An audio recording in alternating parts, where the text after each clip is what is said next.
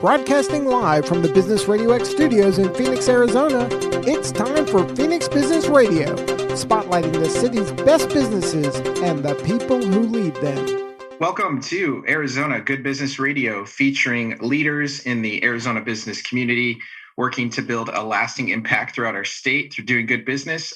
I'm your host, Thomas Barr, Executive Director of Local First Arizona. We are a statewide organization advocating for and celebrating locally owned small businesses, and we're the largest local business coalition in North America, providing resources to over 3,000 small businesses in our great state. I am really excited today for our guest, Scott Martineau. He is the co-founder and chief marketing officer at Keap, formerly known as Infusionsoft, as I was introduced to it 7 years ago. He served in several different senior management roles at Keap since founding the company. Scott, welcome to the show. Thomas, so good to be here. Thanks for having me today. Absolutely.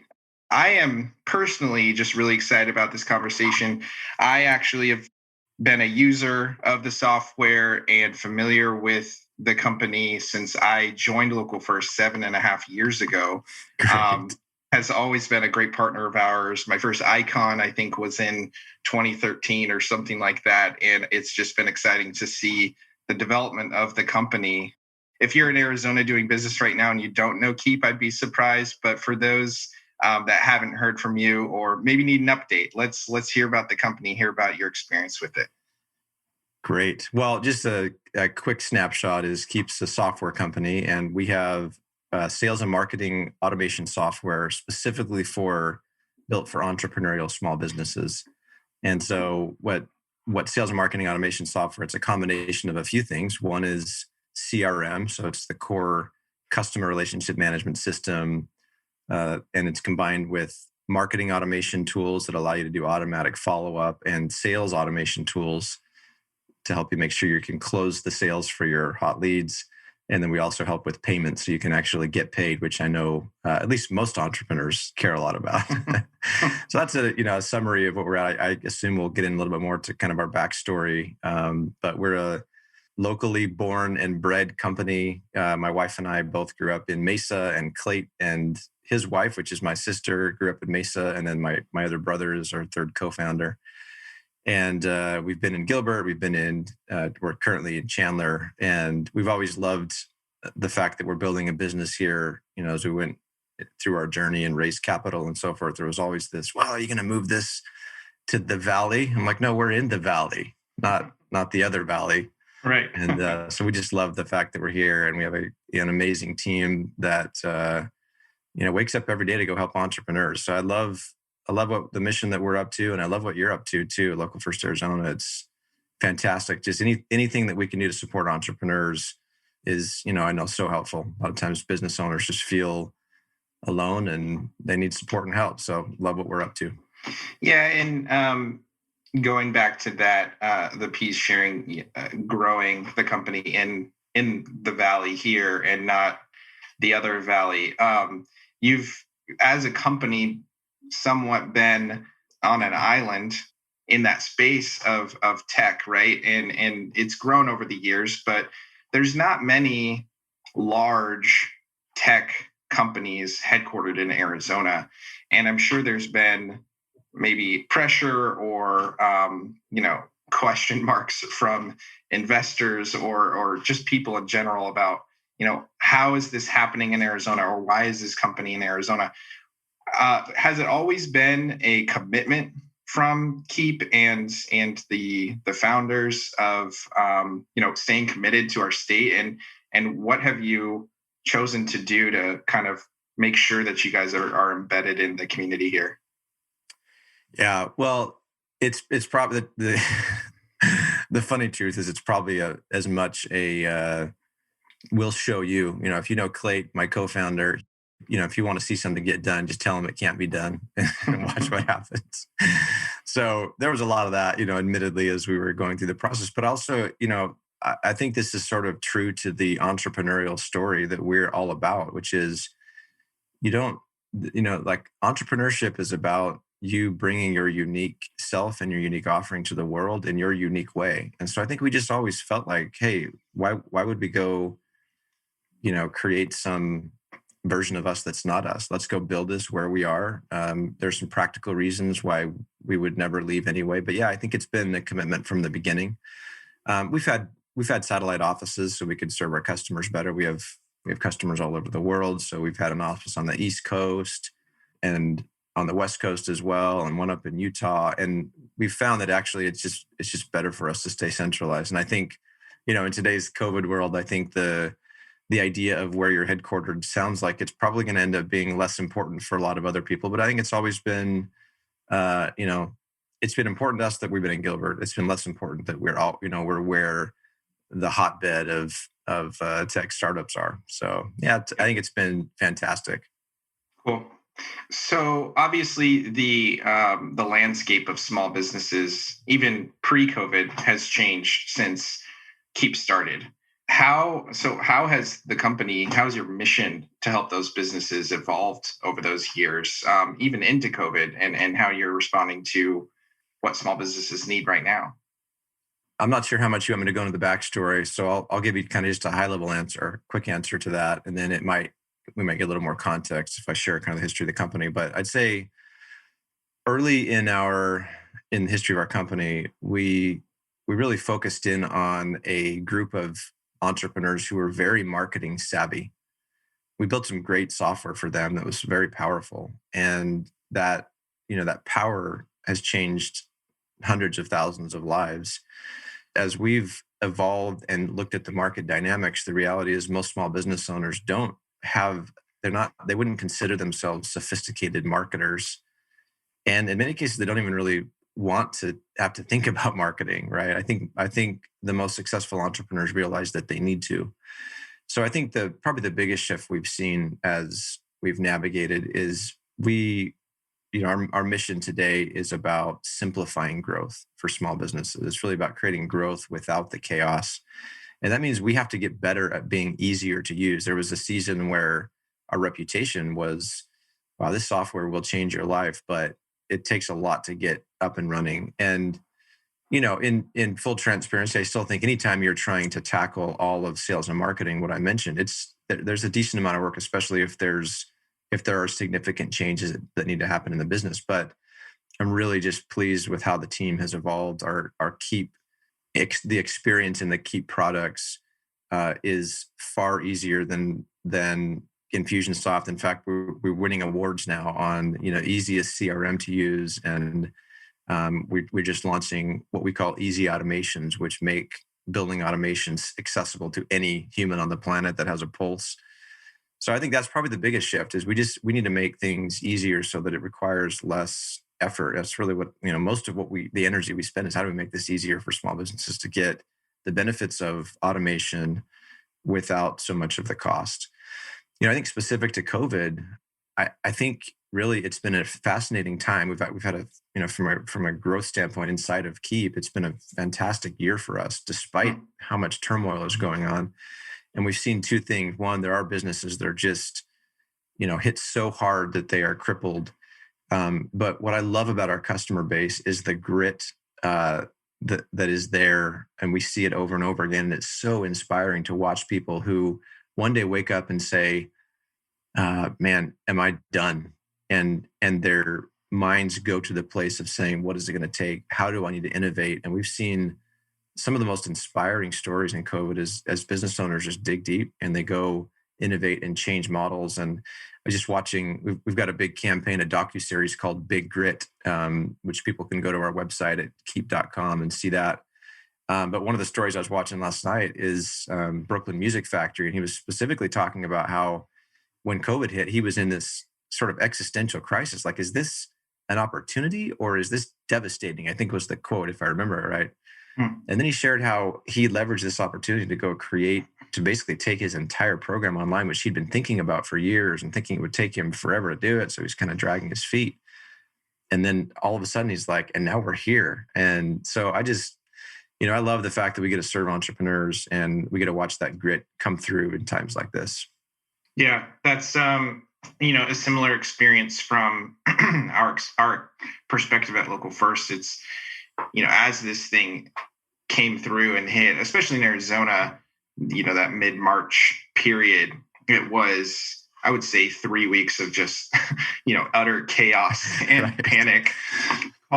Fielding calls like of entrepreneurs and small businesses, literally in tears, like what is going to happen? And, this is my life. This is everything I put into this business. And, we kept getting calls and doing media interviews, what is going on in this, what are small businesses experiencing?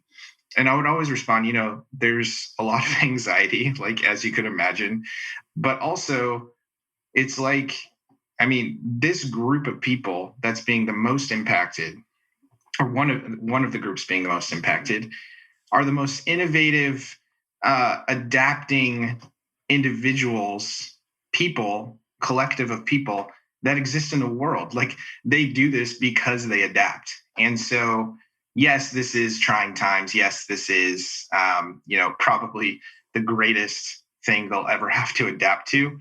But we're going to see more innovation. We're going to see things coming through the pipeline that are more exciting because of the opportunities that this unfortunate time period is causing. So I think it's been really well said. Well said, Thomas. What do you see as kind of getting into technology a little bit and kind of digging into what you were saying, making things easier? What is your team? What is the company experiencing as far as what small businesses, the fears they have around automation? Small businesses, as I hear from your team, I hear at your conferences all the time, they're really good at what they do, might not be the greatest at marketing and automation, might not be the greatest at technology. How do you, as a company, mitigate those fears? How do you commit to solving those problems? And even talking about lifecycle marketing and really getting into the tactics and strategies that small businesses can implement through your software. Talk a little bit about that. Great. Yeah. So I'll actually just start with a story. So we actually started this business as a custom software company back 2 decades ago. And it's a really challenging business to be in. Just by the way, it's hard. You're trying to sell your heart out and people don't want to pay and you're cutting your prices and then you end up doing twice the amount of work and then they want to pay late. And so we were sort of slogging our way through this. And, Clayt, who's the CEO of this $100 million business now, was basically he was everything except for billable hours at the time. And he was our sales team as well. And anyway, what happened is we were building custom software for a while. And eventually we found a marketing expert who was teaching businesses how to market. He came on and he joined in fact, Clayt was sitting around one afternoon and the phone rang and he picked it up and this guy blurts out, "I have pain. Can you help me?" And this turned out to be this marketing expert who was just a mess. He had great marketing, but horrible systems to track it all. So we started building things for him. And as we were doing that, and by the way, that ended up becoming the core of the software that we sell today. But as we were doing that, we started to learn strategies from him. And he started introducing us to other marketing experts that were teaching different industries how to market. And I'll never forget, we first started to implement. We were in the very similar place to what you're saying, Thomas. We were just like, we didn't know what to do. We were software, people. Clayt was a little more educated than Eric and I were, but I'll never forget the first time we put in place our very first automatic follow-up system, or follow-up sequence. We offered a free guide for people. They could download it, and there was a series of messages that went out. And we turned this thing on, just kind of not really knowing what to expect. And I remember Eric and I are coding away one day, and Clayt walks in and was like, "Guys, this is crazy. Like, I just got this email from somebody, and he said he was ready to buy, and I've never even talked to the guy." And we're like, "Cool, that's great." And then he left. He came back in later that day. He's like, "Guys, it just happened again." And you're like, "Okay, cool, Clayt." And you're like, "Go away." Anyway, the next day, Clayt barges into the room and he's like, "Guys, turn around. Look at me." He's like, "We are on to freaking magic. This stuff is amazing. It just happened again." And I cannot believe, what's going on with this automatic follow-up. So honestly, I think one of the first things that we have to do is help business owners recognize that there's just an easier way. You don't have to be the one that does every there's a way to leverage automation in a way that can grow your sales and do it without you having to be the one that spends all of the energy. And so I think it was great for us to have that experience because it's sort of, baked into us the value of what it is that we're providing. But I think, so once somebody's sold on the idea of what automation can do, then there's the big question, as you pointed out, okay, well, what the heck do I actually do? And so, in fact, I'll be sharing this at Icon, which is our annual conference. It's coming up here next week. But I think most business owners, the analogy that I'm going to share is that most business owners, their sales and marketing strategy, if you just think about what's kind of the state of small business sales and marketing strategy, most of the small business sales and marketing strategy that I've observed for small businesses or in small businesses looks a lot like my daughter's 6-year-old soccer team, where the team is just out there like a swarm of bees running around the ball, just like with all their heart, just like going at it.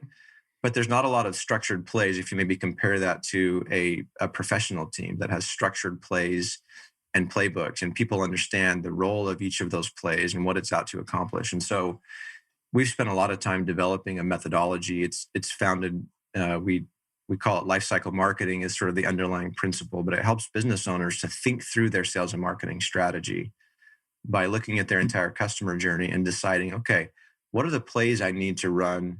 And there's 3 high-level categories of plays. What are the plays I need to run to collect more leads?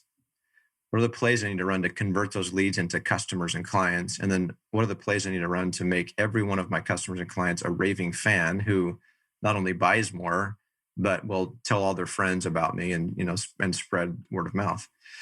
And so we have a playbooking methodology where we actually help small businesses. And this really isn't even necessarily core to the software. It's just, we feel like it's an important thing that sets up the vision for what sales and marketing automation can do. So we have a playbooking methodology where we take a business owner and we help them evaluate their existing plays. What are the plays you have in place in these areas? And by the way, that's actually a really amazing and sort of calming experience for business owners because they can actually see their strategies all put together in one place. Sometimes marketing can get gobbled up, kind of like that soccer team. We're just running around. Everybody's like, swarming the ball. And this just helps spread everything out. And you can see your entire sales and marketing plan. What's cool about that is you can also see the gaps you have. So you can understand, I'm completely missing a play. No wonder the other team is scoring on us here. We got a missing play. And so, I find that process helps in a few ways. One, it calms the chaos, as I said, finds the gaps, but it also creates focus. So a lot of times it's overwhelming if a business owner is sitting at a certain revenue amount and they want to grow. The playbooking process we put together helps them see exactly what would need to happen. So, and what's surprising is when you use this playbook, the way that, and as it turns out, the work you have to do when you break it into smaller chunks is much more understandable and believable to be done. And I think a lot of times business owners want to go and attack the whole, boil the whole ocean in order to get their company to grow. But if you can just identify, no, actually, if I put these 3 plays in place, and if each of those plays did their part to capture just a few more leads and increase my conversion just a little bit more and increase the value of each client by just a few dollars, that actually can create tremendous growth. And so there's kind of a believability thing, right? It's a confidence thing to say, all right, I'm clear what I need to do next. I'm clear how that's going to impact me. And then, then it's about actually getting after that specific work, just getting focused and making a decision to go run that one play and then measure and see how that play is performing. So, I think maybe in summary, after that long-winded answer, I think for us, it's all about, sales and marketing automation is really all about sales and marketing strategy. When you get that strategy filled out and you get the plays identified that you need to run, automating those plays becomes the natural next step because many of those plays can be automated where you can deliver an even more personalized experience for your clients and your prospects and leads. But you can just have automation take care of the work where you can't really add any value. And the beauty of that is it frees the entrepreneur up to do the things that are most valuable in those relationships where only humans can do the work. So anyway, that's kind of that's how we think about it. From a strategy perspective all the way down to execution. That's cool. I'm not an entrepreneur. I don't own my own business, but I learned a lot of the tendencies or strategies behind entrepreneurship from an entrepreneur. Our founder of Local First, Kimber, has been a small business owner for since she was 18 years old.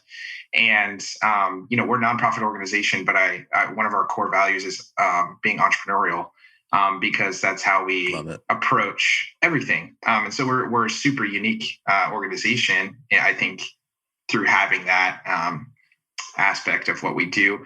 And it is once you, if you, have the perspective of, entrepreneurial mindset, you want to, boil the whole pot and tackle these big things. And, it's go, go, go. But these practices of setting your playbook, like you're saying, your tactics, your real strategy, and narrowing down those things, it is probably the most important part, because you can go after everything, but without a plan, without a strategy, you end up just throwing too many things at the wall that don't stick. Yeah. So, yeah. Let me, I realize sometimes when we talk about playbooks and plays, it's a little abstract. So let me just give an example of something I see. This is just an example. There are many I could share, but if somebody, let's say that one of your listeners has a consultative sales process, meaning they'll do some sort of a free consultation or a meeting to assess things. And, if they took a step back and they looked at their conversion rates, how often when I have one of these consultations, is it resulting in a sale? Let's say that I evaluated that and I'm closing at a 30% rate or a 20% rate, whatever. Well, one of the plays that I often see missing is there's this window between the time that you have a consult scheduled and the time that you actually have the consult. And a lot of times business owners don't have a play in place to do what I call persuasion. So what do we want when we set up a consultation like this? First of all, we want the other person to show up. It's important that they show up. And second, we want them to be predisposed to purchasing with us, even before they show up. So, if you think about it, if you're ever going to meet with somebody, how you view them going into that consultation makes a big difference with your attitude when you show up. So for example, one of the plays that I might recommend to a business owner would be, what's your consult reminders and persuasion play? Specifically, that play has one goal, and that's to get people to show up and have them predisposed to buy. So the play becomes very simple. Okay, somebody's scheduled a consult. Maybe you've scheduled it, or you in Keap, you can have that scheduled online automatically. And then we're going to send reminders so they show up. Typically there's an immediate confirmation. There's usually a day before reminder and a day of reminder sent out via either email and or text. But then there's also an important part there, which is, what are you doing to prepare their mind so that they're predisposed to purchasing with you? So, a play there would recommend things like, what can you do to establish your credibility? So for example, it might say, hey, in that confirmation email, let's include a link that says, hey, I'd like to have you watch this before we get together. It'll give you a little bit more understanding of what I'm all about. And then that person can watch the video, and now they're having this experience where you're able to create this experience for that prospect or lead that has them looking at you and saying, oh, wow, this person, they really know their stuff, right? Now, how automation can come into play there is, what if you send that out and somebody hasn't clicked on it and it's the day of the appointment? Well, you can have a simple automation in place that says, hey, if they haven't yet clicked on that persuasion message, just send a little nudge out to them and say, hey, I want to make sure you watch this video before you show up for the appointment. If they've already clicked it, you're not going to want to send that again, because you kind of look stupid, right? Like you don't really know what's going on. So that's just a simple example. And the reason I bring up something like that is, if you can take your conversion rate from 20% to 30% or 30% up to 40%, that means with all the existing leads and appointments that you're already scheduling today, you can create money and revenue out of thin air. So it's like, and that, like, if you were to say to somebody, well, how do you go grow your sales by 50% or by 40% or whatever that math works out, that feels very overwhelming. But if you say, hey, here's a missing play, let's try putting this in place and see what happens to your conversion rate. And now I can just focus in on that one play, get it automated. The beautiful thing about automation is I get that thing automated. Now, every appointment that I have is going through that automation. And now I can put my focus on other things that, are more meaningful in my business. So hopefully that's a concrete example that helps your listeners understand what we're talking about there. Yeah, that's cool. So you mentioned, Keap is doing this type of training. Is that correct? And it's open to anyone that's interested? That's right. In fact, we're gonna do a special training for the Local First Arizona audience, and cool. We're putting together a playbook session where we're actually going to walk people through and show you what I'm talking about with this playbook, and we'll give everybody an opportunity to have a custom playbook created themselves. And it's really great. We're gonna. I think for business owners who have never thought this way, I think it's just a slight shift in the way you're thinking about your strategy that I think your listeners will find extremely helpful. So if anybody's interested, I've got a URL that people can go to, and we can maybe list this in the show notes as well, but it's keapnow.com, Keap spelled Keap, so keapnow.com/LFA playbook. So Local First Arizona Playbook, LFA playbook. So keapnow.com/LFA playbook. Anybody who's interested in what we're talking about here, wants to come learn a little bit more and maybe get your strategy in a place you feel a little more confident, see some of the gaps and plays that you might be missing out on, love to invite them to come learn. Awesome. That's exciting. I can't wait about it. And I'll even bring some members of our team. That's exciting. So yeah, we'll drop the link in the show notes. And then if you're listening to this and we've passed that webinar, we'll make sure to record it and drop it as well, so you can get in on the action that may have already happened. Scott, really appreciate you being here today. Any final thoughts, last things you'd like to leave the listeners with? Honestly, just my appreciation and respect goes out to all of you entrepreneurial listeners. I love the fact that you're taking the world's problems into your own hands and showing up with your unique solution. And I hope that you're feeling supported and enthusiastic. I think probably we didn't spend much time talking about this today, but I think if I had any advice to you, it would be pay as much attention to your mindset and the way that you're thinking, the thoughts you're allowing to stay around inside your brain, because it can be discouraging. If you let your brain do its natural job, which is to protect you, help you avoid things like embarrassment and failure and pain, your brain's going to feed you a lot of thoughts that are not really productive for you. But part of entrepreneurship for me is about creation. You're creating something in the world, and I think it all starts with the way that you think. And so I just encourage you to, keep going, keep serving, keep growing your business, and recognize that you've got inside of you what it takes. I've just seen, I'm a firm believer that as entrepreneurs start out in their domain, they have this intuition that if you can just calm yourself down enough and believe enough in yourself and just keep going, that you'll find the answers. And, the worst thing you can do is let your brain take over, and out of fear, allow it to convince you to just give up. That's the kind of the nemesis, right, of entrepreneurship. So thank you for what you're doing, everybody. And I hope this is an amazing, end of year for you. I hope next year you're set up to have an amazing year. If there's anything we can do to help, we're all about it. And Thomas, I appreciate what you're doing to help small businesses as well. Yeah. Well, thank you, Scott. Appreciate everything you do and Keap does for Arizona and small businesses across the world. So really appreciate you being here today. Great. We hope you listeners were inspired today listening to Scott, working to leave a local legacy right here in Arizona through doing good business. We'd like to thank our sponsor, Phoenix Business RadioX, for hosting us, and all of our legacy partners at Local First, including Keap. This is Thomas Barr from Local First Arizona, reminding you that if we want to build a better Arizona, we need to connect deeply with the local businesses that make us proud to call this place our home.